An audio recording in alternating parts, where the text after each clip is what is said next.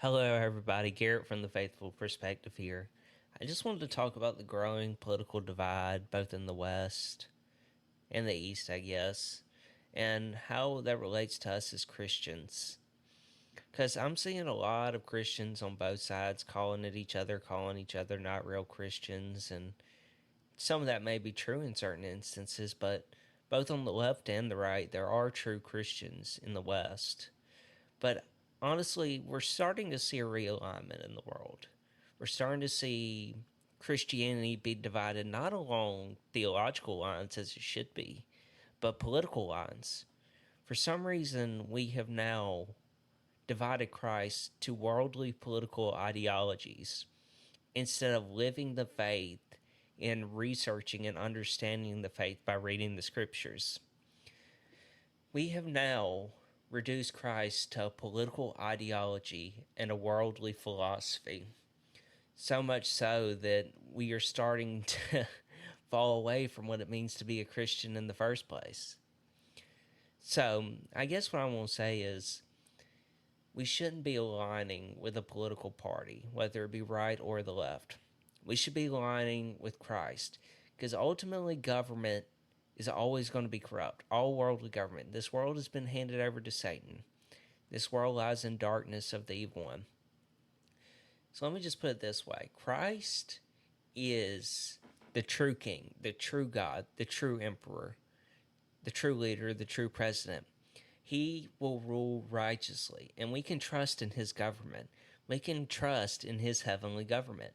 But we cannot trust in worldly government, whether you be on the left or the right. We have people in all of the Western Hemisphere, or in the Western countries, whether it be Poland or UK or France or America or Canada. There's so much divide between those countries in many regards. And it's because, as Christians, we have taken on the worldly pursuit of politics. Ultimately, our King is Christ. Our pursuit should be Christ. Our pursuance of government action, research, and understanding should all be based on Christ. The Christian government perspective, in a sense, is a monarchy, but it's under a monarchy of a truly good king, a righteous king who does what is perfect at all the time. But the thing that we're seeing is we see if you put any form of government in a heavenly situation, like if you put communism in a heavenly situation with a good leader, with good people, righteous people, if you put capitalism in a form with a heavenly government with Jesus at the top, pretty much, if you put a monarchy with a good king, you could really do any form of government with a righteous king, aka Jesus, and it would work. It would work flawlessly. But because we live in a fallen world, our governments will always fail us as Christians.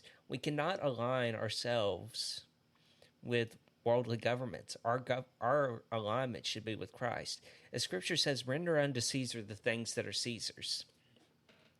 Caesar has his dominion in this world, or as it was in Roman times, and America may have its time. But the thing is, all of these governments, all of these empires, they will fall eventually. But the one government who will always reign is Christ. He has reigned for 2,000 years from heaven on high, and no one can take his throne from him. Because not only is he truly righteous and truly good, but he is all powerful.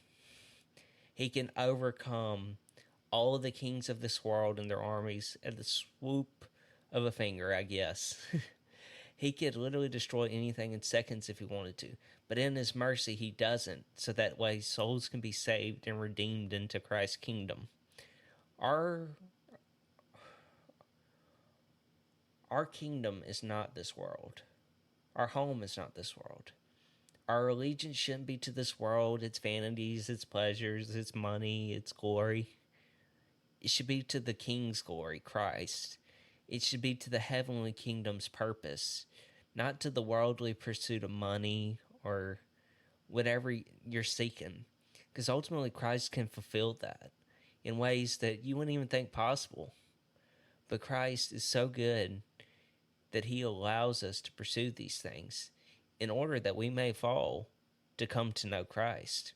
He works all things for our good, whether we see it or not. But if you have to take anything from this video, align yourself with Christ, the kingdom of heaven. Align yourself with it.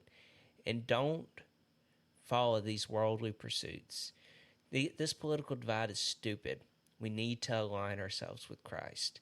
He is our king. He is our politics. He is our chief and our ruler. Whatever Christ says, that's the government you should rule by. When he says give money to the poor and needy, you help the poor and needy. When he says do justice and love mercy, do justice and love mercy. And as much as I hate to say it, even when Christ says love your enemies, you have to do it. It's non-negotiable. You have to do these things and grow in relationship with Christ, and he will reward you beyond your wildest imagination, whether it be peace of heart or whatever it may be. But our politics shouldn't come in the way of Christ. In fact, our politics should have no effect on our relationship with Christ or other Christians.